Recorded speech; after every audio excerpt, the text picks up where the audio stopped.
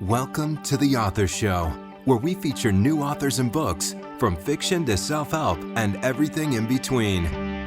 You'll find it all at theauthorshow.com. That's theauthorshow.com. And now let the show begin. Hi, this is The Author Show, and I'm your host, Linda Thompson. Before I introduce our guest, just a quick reminder that selected interviews are available on our iPhone app, which can be downloaded in the App Store, as well as on TV, on the Roku channel and Amazon Fire TV. Our app name on all platforms is simply The Author Show. What would you do if you were to see your daughter on a TV newscast being filmed talking with a police officer while shooting up heroin in an alleyway? Such is the story of author Alpert, who tells her story in Surrender, a love letter to my daughter.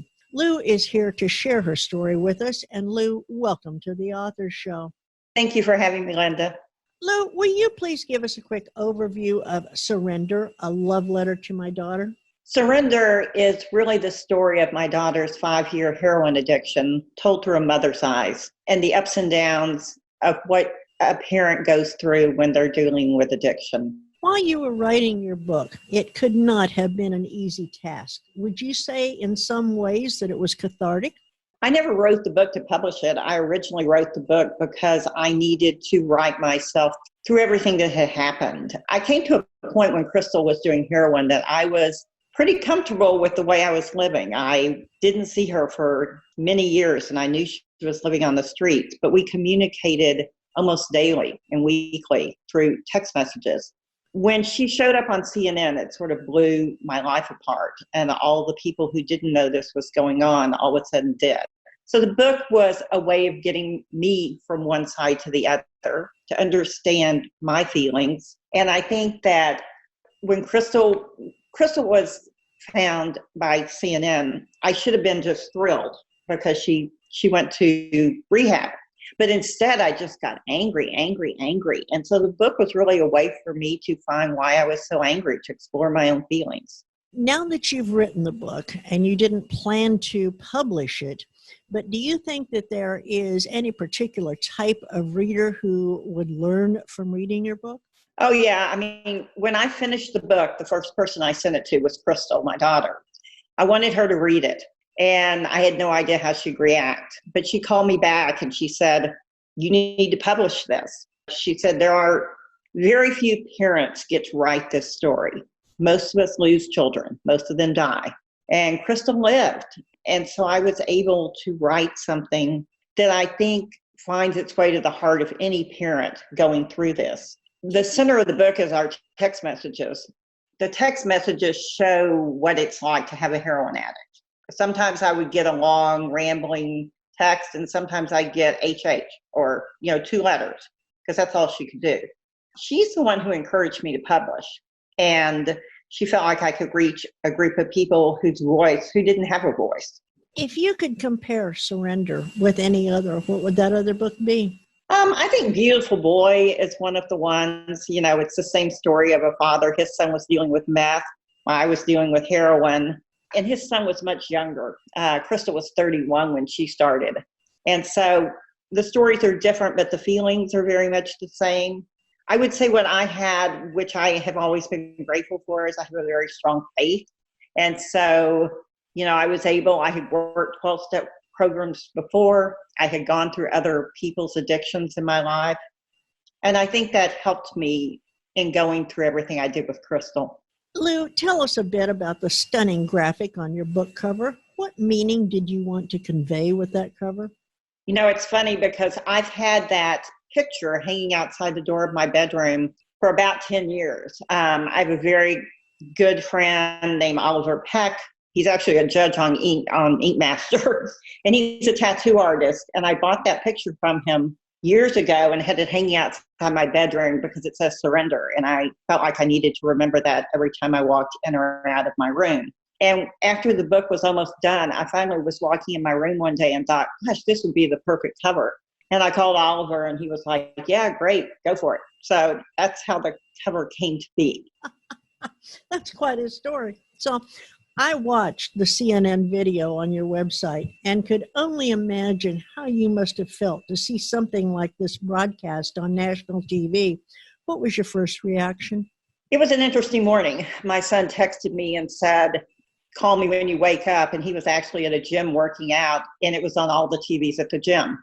And I flipped it on to see her. I hadn't seen Crystal in 2 years at that point, maybe 2.5. And so other than mug shots, I'd seen some mug shots, but to see her move and the pain, I mean, I knew she was pregnant. I knew she was living on the streets in Albuquerque. I knew all of those things, but seeing it and seeing her move and her voice, which I just hadn't heard in so long, it was overwhelming. I mean, I watched it and watched it. I'm not very techie, and so I immediately tried to get somebody to show me how to save it, not knowing I could save a CNN story, and more not knowing it was going to be there forever. And then I really did what I do best. I shut down my mind. I compartmentalized, which is what I've been doing for the whole 5 years she was out there. That's how you live. And then I called my other 7 kids because I didn't want them to turn on the TV and see it without warning. Have you seen Crystal since this CNN interview? I've seen her once. We talk a lot and we text. We're tiptoeing our way back to each other. You know, there's a lot of pain there on both sides. But I love Crystal and Crystal loves me. So last summer, she's still in Florida, which is where she went to rehab. She's still living there. She's been clean over 2 years now. And last summer when I was driving to Florida, I stopped and we had lunch. I was with 2 of my other kids, and we stopped and we had lunch and we caught up. It was one of those things that I thought I was okay. And then about 15 minutes out, I started crying. And by the time I got to her, I was crying. And she was just laughing and going, you know, you cry, Mom. You always cry. You're a crier. And it was good to see her. And she looks good. And I'm happy for her. You mentioned that Crystal was pregnant on the CNN interview. Have you had a chance to meet Crystal's child, your grandchild? No. First, I don't think of her as my grandchild. Crystal was always planning on putting her up for adoption, and the policeman that confronted her in that alley offered to adopt her baby, and he did. And he had, 4 other kids. He has like 5 kids now, and he's 29 years old. And so that baby belongs to Ryan and Rebecca. And Crystal sees it that way too. And so they communicate. I have communicated. I sent Ryan the book again before I published it. I sent it to him, and we sent Christmas cards and we touched base. She doesn't feel like my grandchild. She feels like their child, and I think that's the way it's meant to be. Lou, you mentioned that you have several other adult children.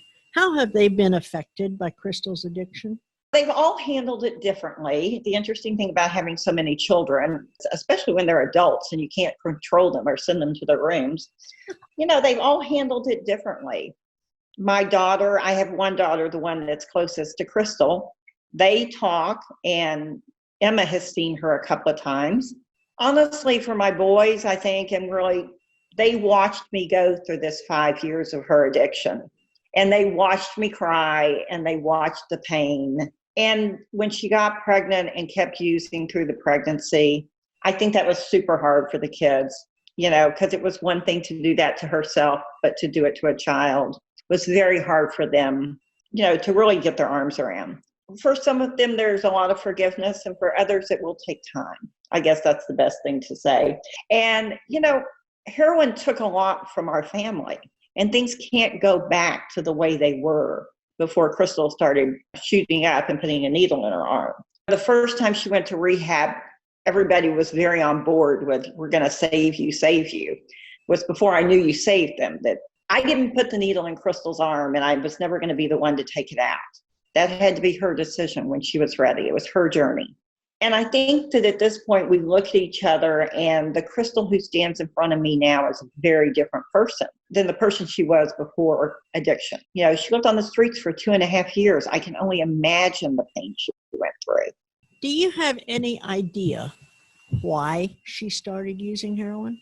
The story I have is that I think she and her boyfriend had a friend who was dying, and he had opioids, and they started sharing his opioids really as he was dying. It's more of a bonding thing. And Crystal has an addictive personality, so it very quickly, she became addicted very quickly. Her boyfriend, became addicted too, but was able to walk away from it much easier. Crystal went, it just got hold of her, and she went very quickly to a needle, and it just went downhill from there. It's a horrible drug. It's a quick acting, deliberate drug. And I think these kids just don't understand that it's not marijuana. And Crystal reached a point that she used to say to me, I'm a better drug addict than anything else I've done. She never had any fear of shooting herself up or anybody else. She carried Narcan. She popped people back, when they overdosed. She felt like she was really good at this. And that, as much as we offered rehab, and she did do rehab, and then she did detox a couple of times, she just hit a point that she would say to me, Mom, I just can't see living without this. I just can't, I don't want to live without this. Oh my gosh. So tell me, many, many years ago, you've written several children's books, and now you've written Surrender. How are you planning to write another book? I don't know. Surrender was something I wrote very fast through a lot of emotions. And the kids kid me because I'm like, if I write another book, it'll probably be on suicide, another really upbeat subject. And so, because I've dealt with a lot of that too. So I'm like, I'm not sure I'm really ready to tackle that part of it yet. But yeah, maybe I'll go down another road. This book did a lot for me, and it seems to be doing a lot for other people. I have over 4,000 people who read my blogs and things, and I send a newsletter out every month, and I've spent lots of time talking to people and trying to talk to other parents living through this. It's a hard road, and there's no good answers. And parents of addicts tend to hide in the shadows. We don't talk about it. And that was part of writing this book. I speak now. I go and speak to different groups. I want parents to talk to each other, to not live in the shadows because of this heroin addiction that is still not accepted in the same way as other addictions. One of the statistics I was given was in 2018, 65,000 people died of opioid overdoses, which says a lot, especially with what we're living through now. And, it's a huge problem. And we just have to attack it from so many different fronts. But parents have to be willing to talk to each other. Lou, will you please read a short excerpt from Surrender for our listeners? Yes. We arrived in Santa Fe late in the afternoon, went straight to Crystal's house and banged on the door. No one answered. So I called Jim, and he met us at the Burger King down the street and gave us a key. Returning to the house, we banged on the door again, and when there was no answer, we let ourselves in. It was dark. The blinds were all pulled down. There were syringes on the floor and a belt hanging from a doorknob. I remember Jordan saying, "This is a shooting den." It was dirty, with dishes in the sink and junk lying around everywhere. There was a pile of brown stuff on the kitchen table, and I asked Jordan if that was heroin. I'd never seen any. Jordan laughed and told me it was a moldy muffin. The house seemed empty, but then we found Crystal lying on the floor on a mat in the back bedroom. She looked thin and small. I knelt beside my child and shook her until she opened her eyes. She just looked at me for a minute and then said, "I knew you'd come." I asked her to look at her arms, and she pulled up her sleeve to reveal the needle marks. Her veins looked bad, and she looked terrible. But nothing prepared me for the paw-like feet and hands and the marks on her neck. Crystal had been shooting between her toes and her fingers, and when they were swollen and red, she had gone for the veins in her neck. We talked, but I honestly have no real memory of what I said. It was all so unreal. I showed her the pictures and letters I brought from home. I'm not sure she comprehended much, and I was probably throwing too much too fast. I usually do. Looking at Crystal, so small and broken, I forgot my fear and anger and just fell in love with her again, just as I had fallen in love with her when she was 16. I wanted to save her. Oh my gosh. Yeah, this is an emotional book. I can tell that. So tell me, where can we learn more about you, and where can we purchase Surrender, a love letter to my daughter? I have a website. It's loualpertbooks.com, LOUALPERTBOOKS.com. And on the website, there's links to purchase, but there's also links to resources for parents and other people dealing with addiction, and some blogs I've written. So it's a good resource. We've been talking with Lou Alpert, author of Surrender, a love letter to my daughter. Lou, thank you for taking time to share your story with us today. There are thousands of parents who are struggling with the fact that their child is an addict, and your story is sure to offer them guidance as they travel their own path. I hope that you'll come back again if and when you ever release another book. Thank you for having me. I appreciate it. In Surrender, a love letter to my daughter, Lou shares her story with a rare mixture of candor, humor, compassion, and love. This book is for anyone who has found themselves swept up in the opioid crisis, hiding in the shadows, and trying to cope with the chaos of loving an addict. If you or anyone you know is traveling this road, please go to loualpertbooks.com and order your copy of Surrender today. And please share this interview with your friends so that they too may become acquainted with the author. Whether you are an author who would like to be featured or a reader in search of a new book, theauthorshow.com is a really great place to start. Thanks for listening to The Author Show. Find out more about authors and their work at theauthorshow.com. Theauthorshow.com. Tune in next time to another great author on The Author Show.